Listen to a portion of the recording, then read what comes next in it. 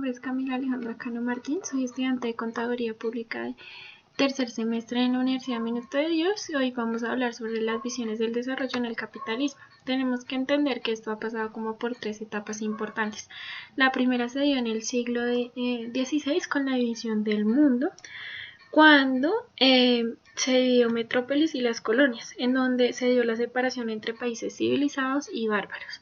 Luego va el imperialismo en el siglo XIX y XX y el neoliberalismo, que es como lo que tenemos en la actualidad.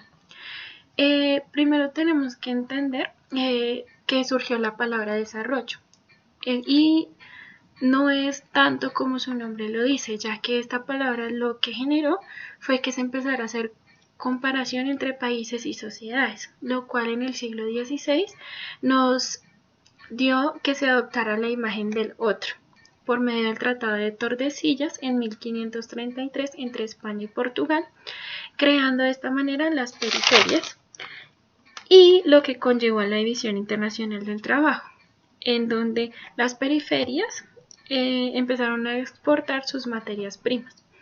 Por eso en 1992 Salazar Bondi dice que la cultura latinoamericana terminó cayendo en el síndrome de la imitación y perdió su horizonte genuino y creativo, ya que los latinos empezaron hasta a pensar que los mestizos negros y indios eran razas inferiores. Por otra parte, entramos con el imperialismo y la civilización. Esto se dio con el fin de la Primera Guerra Mundial en 1919, en donde se realizó un pacto de equilibrio de poderes entre las dos potencias vencedoras. Lo que generó el Tratado de Versalles, en donde se intentó como hacer un equilibrio para que todas las naciones estuvieran como por el mismo calibre.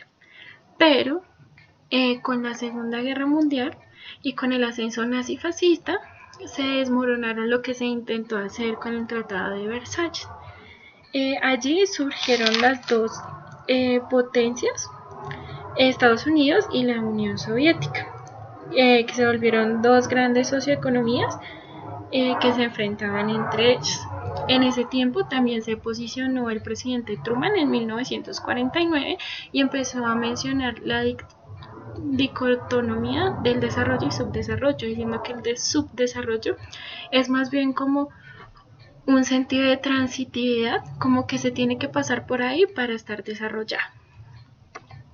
Luego viene la teoría de la modernización, en donde Walt Rostow en 1960 nos dice la teoría del despegue, el cual menciona 5 etapas para que un país por medio de la evolución económica pueda llegar a ser desarrollado, pero siempre tiene muy presente que para que un país que viene abajo sea desarrollado necesita que le ayuden, que otros países le prueban ayuda en forma de capital, tecnología o experiencia en el proceso.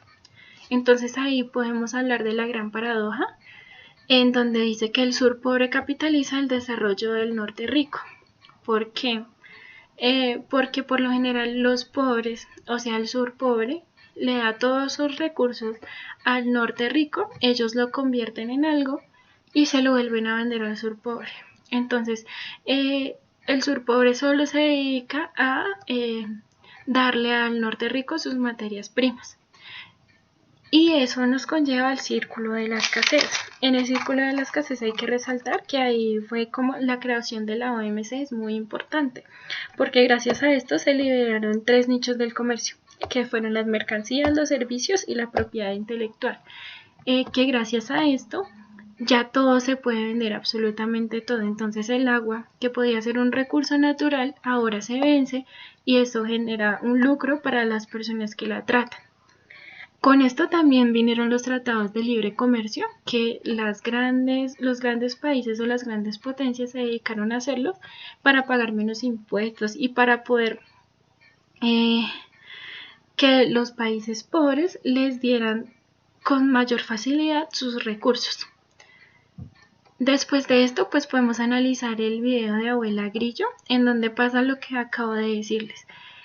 Los países pequeños pueden tener muchos recursos, pero solo lo utilizan así, no van más allá. Entonces llega un país desarrollado y por medio del capitalismo lo exprime y lo exprime y lo exprime y deja al país subdesarrollado sin el recurso y hace que le compre el recurso que es de ellos mismos, pero transformado en cualquier otra cosa. Porque de eso se trata el capitalismo. O sea, ellos necesitan que el país subdesarrollado siga siendo subdesarrollado para que ellos puedan seguir siendo potencias. Y listo.